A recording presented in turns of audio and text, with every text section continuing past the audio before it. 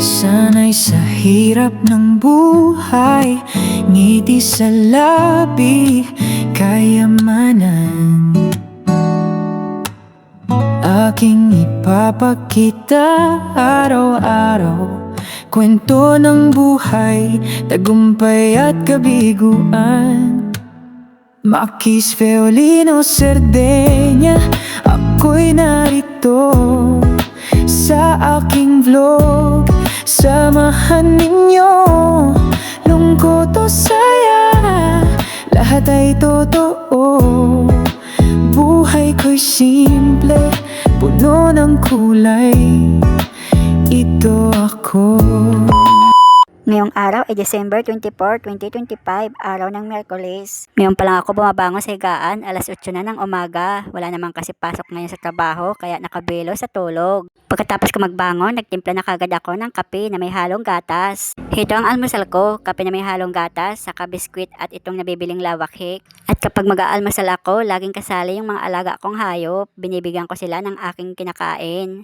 Pagkatapos ko magkape, pinakain ko na rin yung alaga kong manok dito. Kunti na nga lang yan, hindi na dadagdagan kasi ninanakaw yung mga manok dito. Pagkatapos magkape, heto, nanonood na ako ng palabas sa CP, sa Facebook at TikTok. Kahit mag-isa lang ako sa bahay, hindi boring buong maghapon kasi nalilibang ako sa CP. Basta merong signal at merong cellphone. Sa CP lang ako nag-i-edit ng mga ina-upload kong video. Minsan natatagalan ako sa pag-edit, lalo na pag mga vlog. Inaabotan ako niya ng mga 5 oras bago ko natatapos yung vlog sa pag-edit. Ganito lang ginagawa ko buong maghapon. Nagsisipi lang ako hanggang inabutan ako ng alas 2 ng hapon. Nakaramdam na kasi ako ng gutom kaya ininto ko na ang pagsisipi kasi magsasaing na ako ng aking makakain. Ito ang itsura ng bahay na aking tinutuluyan dito sa Sitio Uban. Naglalakad na ako palabas sa gate, pupunta na ako sa tindahan, bibili ako ng makakain ko at iba pang mga gagamitin ko. Medyo malayo kasi ang tindahan dito, mga aabutin pa ng mga mahigit 100 step bago makarating doon.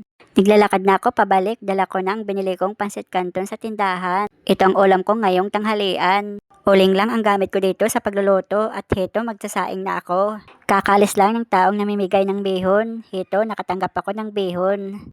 Luto na rin yung pansit canton at noodles. Ito, kakain na ako.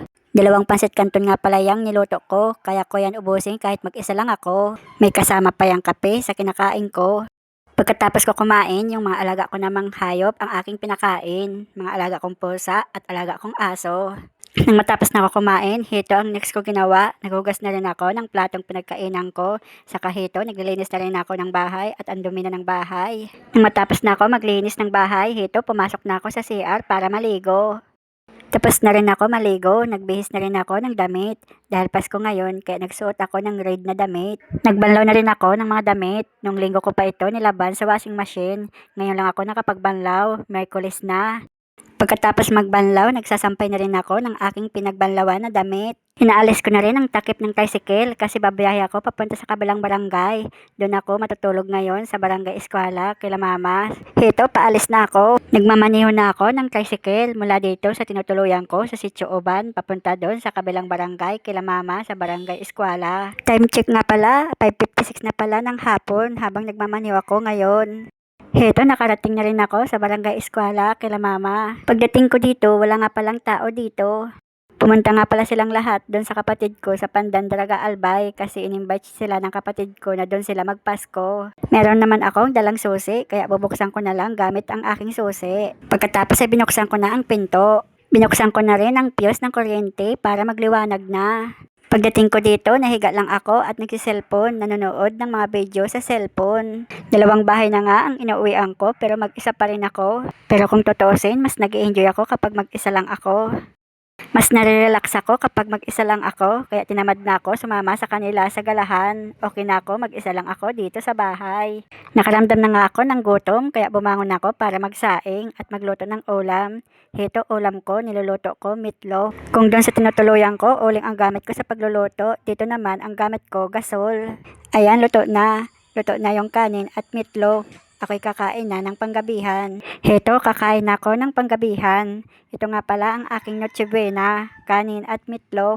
Siguro nga may pagka-introvert ako kasi kahit mag-isa lang ako, ayos lang, masaya pa rin ako. Basta meron akong CP at internet. Yun lang kasi ang hilig ko, mag-internet.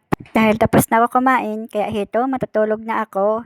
Yung mga kasama ko dito sa bahay, bukas pa yun uuwi dito.